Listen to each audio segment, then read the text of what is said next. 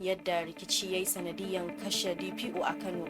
Rundunar 'yan sandan jihar Kano ta yi takaicin abin da ya faru a ranar 25 ga watan Mayu na 2025 da misalin karfe 8:15 na safe a karamar hukumar Rano sakamakon mutuwar wani bakanikin babur mai suna Abdullahi Musa da aka kama shi tare da tsare shi bisa laifin tuƙin ganganci.